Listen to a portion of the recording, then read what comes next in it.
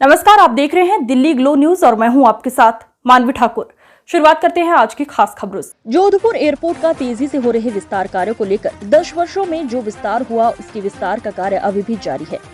यहां अब रात में भी फ्लाइट लैंडिंग की सुविधा मिली है। वर्तमान टर्मिनल भवन का विस्तार और एक नए टर्मिनल भवन का निर्माण कार्य तेजी से हो रहा है। ये बात रविवार को रातानाडा क्षेत्र के एक होटल में आयोजित प्रेस वार्ता में सलाहकार समिति के सदस्यों के द्वारा बताई गई, जिसमें अशोक माथुर, नरेंद्र कच्छावा, किशोर सिंह सोलंकी व प्रकाश जयरावाला ने बताया कि वर्तमान में जहां एयरपोर्ट प्रतिवर्ष 4 लाख यात्रियों को सेवाएं प्रदान कर रहा है, वहीं भविष्य में विस्तार उपरांत 12 लाख यात्रियों को इसका लाभ मिलेगा। माथुर ने बताया कि वर्ष 2009 से 2014 तक जोधपुर एयरपोर्ट का विकास मात्र चर्चाओं और बैठकों तक सीमित रहा, लेकिन 2014 के बाद सांसद गजेंद्र सिंह शेखावत ने जोधपुर एयरपोर्ट के विकास और विस्तार कार्य को अपने हाथ में ले लिया। उनके प्रयासों से एयरपोर्ट विस्तार के लिए भूमि अधिग्रहण की लंबी और कठिन प्रक्रिया पूरी हुई है। माथुर ने बताया कि पूर्व में जोधपुर एयरपोर्ट पर मात्र एक शिफ्ट में काम होता था। द्वितीय पारी में पूरा एयरपोर्ट बंद रहता था। द्वितीय पारी चालू करने के लिए CISF के अतिरिक्त सुरक्षा कर्मियों की आवश्यकता थी। एयरपोर्ट कर्मचारियों और CISF सुरक्षा कर्मियों की आवासीय आवश्यकताओं के लिए जमीन अधिग्रहण का कार्य पूरा किया गया। माथुर ने बताया कि वर्ष 2014 से पहले चर्चा हो रही थी कि जोधपुर एयरपोर्ट की नई बिल्डिंग का निर्माण कर वर्तमान टर्मिनल को हज टर्मिनल बनाना चाहिए।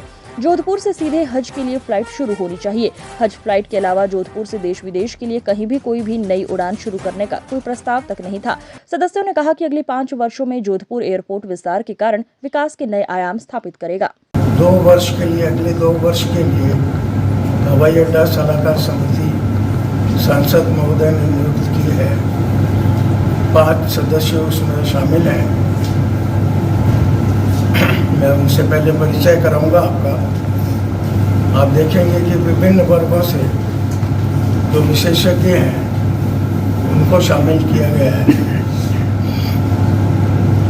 मैं अशोक माथुर हूँ, तकनीकी क्षेत्र से आता हूँ और मैंने मास्टर्स कर रखी सिविल इंजीनियरिंग में।